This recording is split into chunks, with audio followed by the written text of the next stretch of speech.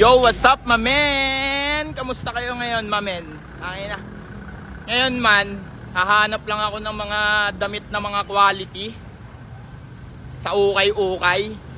Pati yung asawa ko nagpapahanap ng skirt daw. So, tara, diskartehan natin ngayon. Let's go! So, yun nga man, naglakad-lakad na ako papuntang ukay-ukay para maghanap ng skirt at damit ko na magaganda. Let's go! And guys, nandito na nga ako sa ukay-ukay. Sobrang daming sapatos. Gago, nakakita ako ng ano, guys. Tangina. Chris Breezy. Man, sobrang ganda nito. Para kang si Chris Bosh. Ngayon, naghanap-hanap na nga ako ng skirt para meron akong mabili sa asawa ko. At eto nga, tumitingin-tingin muna ako nang biglang may nakita akong magandang skirt na kulay itim. So guys, may nakita na akong skirt para sa asawa ko. Kaso di ko alam kung ano yung sukat niya. Maganda naman.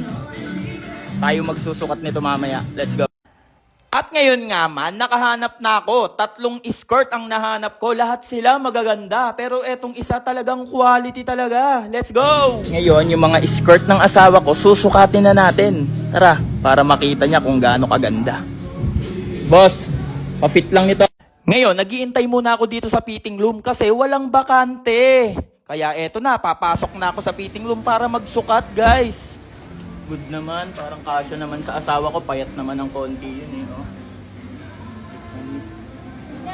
Okay ba pag naglalakad? Good lang din, no? Yan yung sinukat ko na unang skirt. Kaso mukhang hindi na talaga kasya sa asawa ko, kaya nagsukat pa ako ng iba. Kaya eto, nakapagsukat ako ng maong. Maganda siya, guys. Kaya ayan, umikot-ikot muna ako, guys.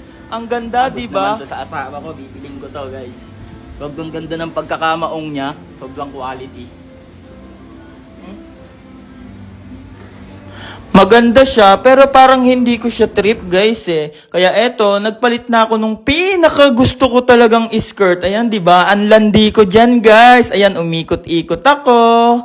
Tapos, yan, nagluhod-luhod.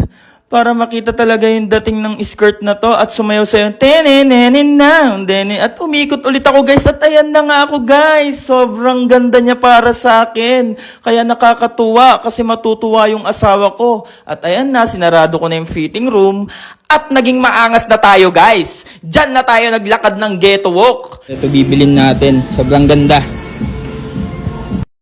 Ngayon nga, binayadan na natin kay ate yan. Kasi mura lang yan, guys. 100 pesos lang yan. Tignan nyo naman yung pagka-quality niyan, di ba? Ang ganda ng cotton niya. At eto na, kumuha na nga si ate ng plastic para ibalot na nga. At dala-dala ko na ang binili kong skirt na maganda. So, bago tayo bumaba, maglalakad muna tayo ng ghetto walk. At huwag kang mawawala. Paalam!